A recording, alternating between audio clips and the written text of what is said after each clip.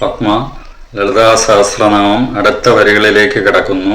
ഹരൻ എന്ന മഹാദേവനെയും അഗ്നി തത്വത്തെയും അമ്മയുടെ ജ്ഞാനശക്തിയായ വാഗ്ഭവകൂടം എന്ന അമ്മയുടെ മുഖത്തെയും കുറിച്ചാണ് ഇന്നത്തെ വരികൾ.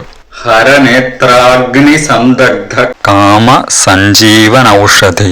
അതായത് ഹരനേത്രാഗ്നി, നമ്മൾ ഹര ഹര മഹാദേവ എന്നാണ് പറയുന്നത്. ഹര നമ പാർവതീ പതയേ ഹര ഹര മഹാദേവ. അതായത് ഹര എന്ന ശക്തിയെ തന്നെയാണ് നേരിട്ട് പറയുന്നത്.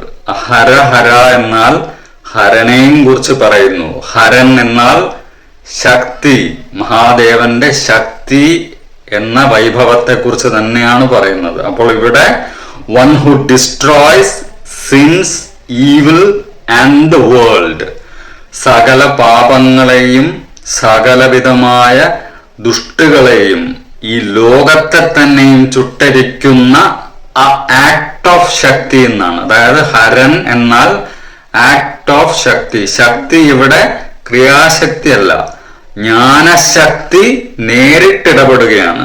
ക്രിയ എത്തിയിട്ടില്ല, ജ്ഞാനം തന്നെ നേരിട്ടിടപെടുന്നു. അതാണ് ഇവിടത്തെ ഹരനേത്ര അഗ്നി. നേത്രാഗ്നി എന്നാൽ, നേത്രം എന്നാൽ വിഷൻ എന്നാണ് അർത്ഥം.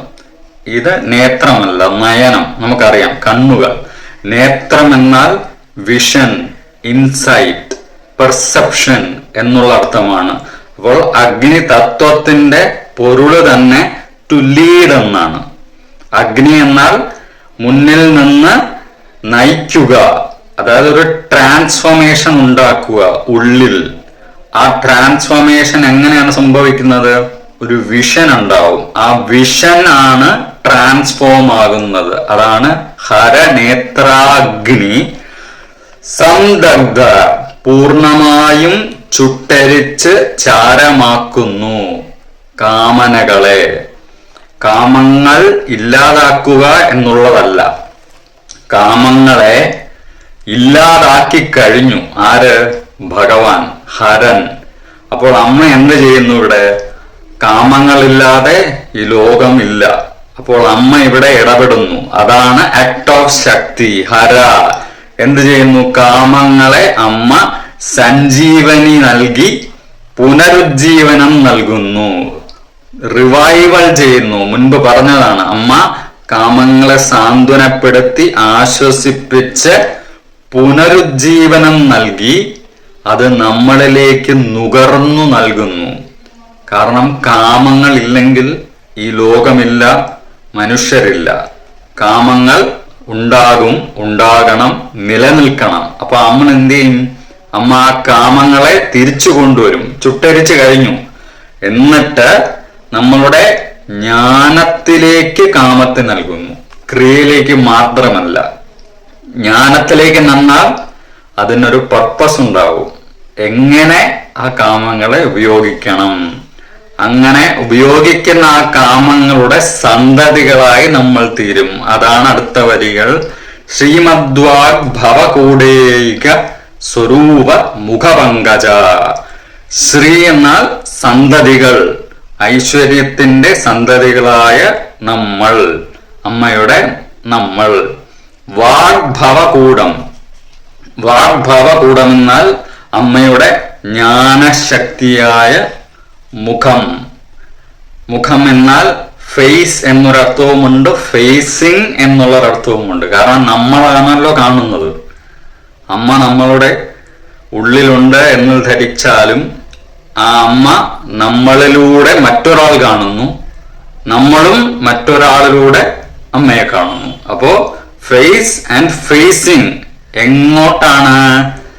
നോളജ് ആൻഡ് വിസ്ഡം, അതായത് ജ്ഞാനത്തിലൂടെ ജ്ഞാനത്തിലേക്ക് തന്നെ സഞ്ചരിക്കുന്നു. അതാണ് സോഴ്സ് ഓഫ് സ്പീച്ച് ആയിട്ട് മാറുന്നത്. വാക് ഭവകൂടം, നമ്മൾ വാക് സിദ്ധി, വാക് ചാതുരി എന്നൊക്കെ പറയുന്നത് പോലെ. അപ്പോൾ ആ വാക് ഭവകൂടൈക സ്വരൂപം, സ്വരൂപത്തിലെത്തുന്നു. എന്താണ് ഈ സ്വരൂപം? സ്വരൂപം എന്നാൽ എസൻസ്, അതായത് സത്തയായി മാറുക, അല്ലെങ്കിൽ എംബോഡിമെന്റ്, മൂർത്തിഭാവത്തിലേക്ക് എത്തിച്ചേരുക. അപ്പോൾ അമ്മ നമ്മളുടെ സ്വരൂപമായി മാറി, സത്തയായി മാറി, മൂർത്തിയായി മാറി,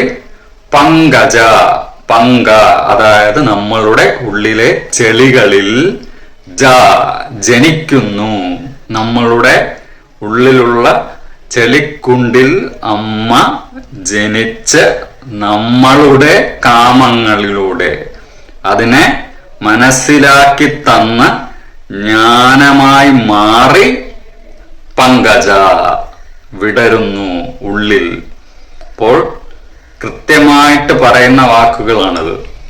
അപ്പോൾ വരി ഇതാണ്: ഹരനേത്രാഗ്നി സന്ദഗ്ധ കാമസഞ്ജീവനൌഷധി ശ്രീമദ്വാഗ്ഭവ കൂടൈക സ്വരൂപമുഖപങ്കജ. ശാന്തി ശാന്തി ശാന്തി. അമ്മേ ശരണം. പത്മ.